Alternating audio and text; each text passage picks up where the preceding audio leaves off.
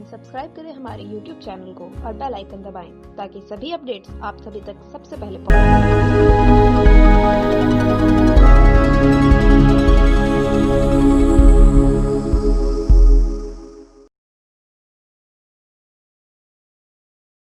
नमस्कार, स्वागत है आपका बालाजी मीडिया न्यूज़ में।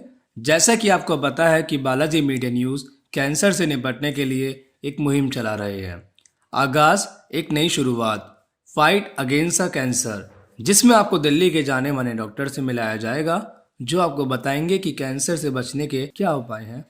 आज हमारे साथ जुड़ी हैं ह्यूमन केयर फाउंडेशन की मेंबर और सोशल वर्कर डॉक्टर राजकुमारी जी, जो आपको बताएंगी कि सरकारी अस्पताल में कैंसर से निपटने की क्या व्यवस्था है। तो डॉक्टर राजकुमारी जी से खास मुलाकात कराएंगी हमारे रिपोर्टर दामिनी सिन्हा। धन्यवाद। मैं हूं दामिनी सिन्हा बालाजी मीडिया से और आज हमारे साथ जुड़ी हैं डॉक्टर राजकुमारी जी, जो समाज सेविका हैं और बहुत सारी संस्थाओं जैसे ह्यूमन केयर फाउंडेशन और एम्स के साथ जुड़ी हुई हैं।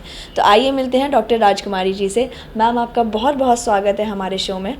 मैम, आपसे जानना चाहूँगी मैं कि आपकी ये शुरुआत किस प्रकार हुई, आपको कहाँ से प्रेरणा मिली इस प्रोफेशन में आने के लिए? मैं एम्स आई, एम्स में पीडियाट्रिक्स डिपार्टमेंट में, उसके बाद स्किन डिपार्टमेंट में।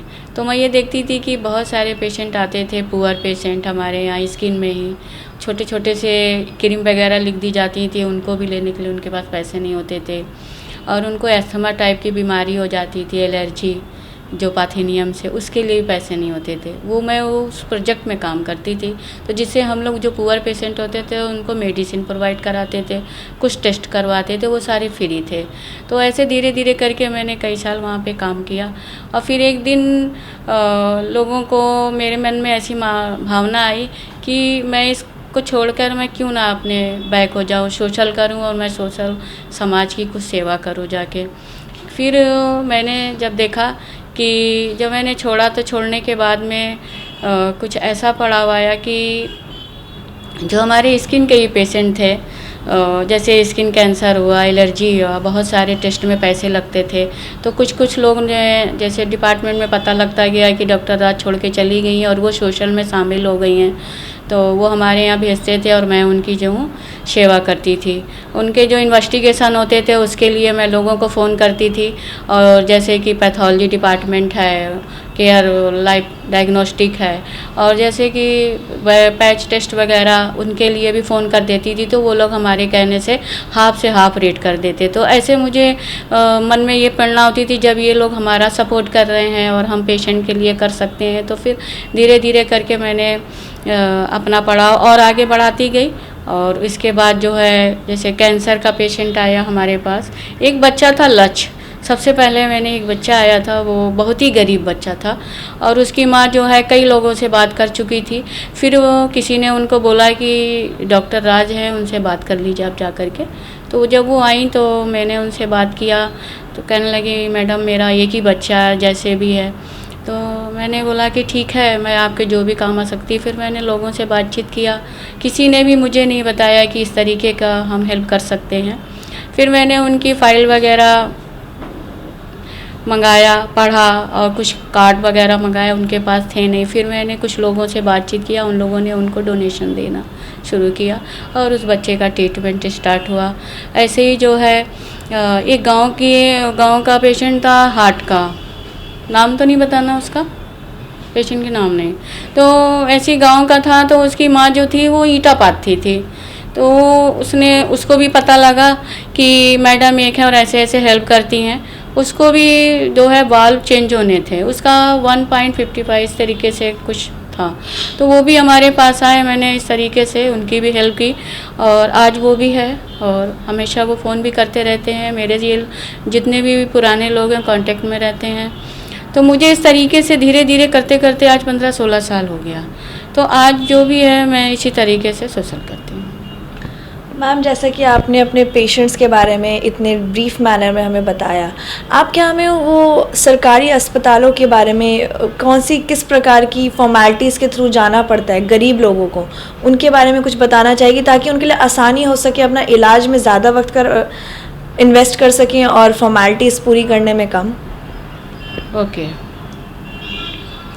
हाँ, गवर्नमेंट हॉस्पिटल में उनकी फॉर्मेलिटी तो बहुत होती हैं, जो पेशेंट के पास नहीं होती हैं उनको पता नहीं होता है कि हाँ अब हमारे पास ये कैंसर में इतना पैसा लग रहा है, या हार्ट में इतना पैसा है, या किडनी ट्रांसप्लांट में इतना पैसा है, या हेयर इम्प्लांट में इतना पैसा लग रहा है। तो इस पोजीशन में पेशेंट जब उनकी फॉर्मेलिटी गवर्नमेंट हॉस्पिटलों की सुनता है तो उसको काफ़ी समय तो लग जाता है, कभी कभी बनता है, कभी नहीं हो पाता है। तो उस केस में क्या करते हैं कि जो जैसे केयर फाउंडेशन है, तो ऐसी संस्थाएं जो कुछ बनी हुई हैं जो उनकी सहायता करते हैं। कुछ एनजीओ हैं जो उनके पास जब हम लोग कांटेक्ट करते हैं कि ऐसे पेशेंट आए हुए हैं जिनके पास बीपीएल भी नहीं है, और वाकई में वो बीपीएल हैं और बीपीएल नहीं है, नहीं बना पाते हैं, नहीं टाइम, क्योंकि डिजीज़ इतनी फैल गई होती है कि उन्हें सडनली सारी चीज़ें ट्रीटमेंट के लिए चाहिए होते। तो उस केस में हमारी कुछ एनजीओ हैं जो उनकी सहायता करते हैं।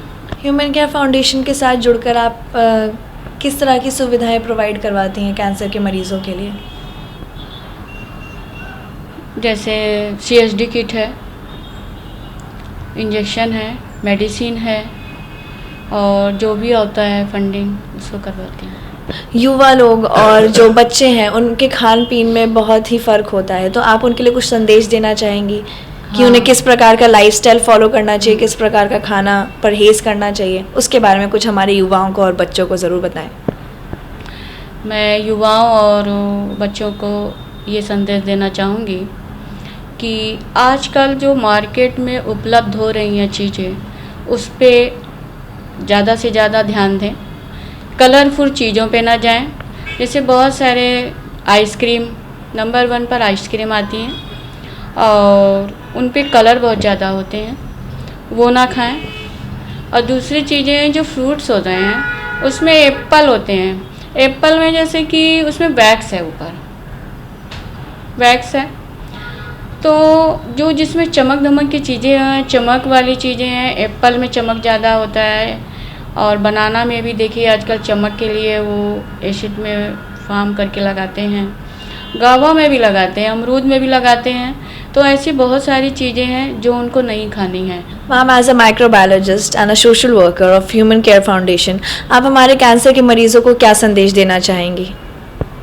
मैं कैंसर के मरीजों को एक मैसेज देना चाहूँगी कि चाहे वो ज़्यादा से ज़्यादा लोग जैसे गरीब हैं, उनके पास पैसा नहीं होता है कि हम अनार खाएं, हमारे पास बादाम आए, जैसे लाल चीज़ें कैंसर के लिए हमारे लाल चीज़ें बहुत बेनिफिट है, लेकिन हमारे पास पैसा नहीं होता है जो कि अनार खाएं या बादाम खाएं या हम जो है लीची खाएं जी। इस तरीके की चीज़ें नहीं है, तो हम उसके लिए क्या करते हैं कि हम गुड़ भी खा सकते हैं, मूंगफली भी खा सकते हैं, नहीं है बादाम पिस्ता, हम मूंगफली भी खा सकते हैं, क्योंकि हमको प्रोटीन बढ़ाना है, प्रोटीन की मात्रा बॉडी में बराबर रखनी है। धन्यवाद मैम हमारे साथ जुड़ने के लिए बालाजी मीडिया से।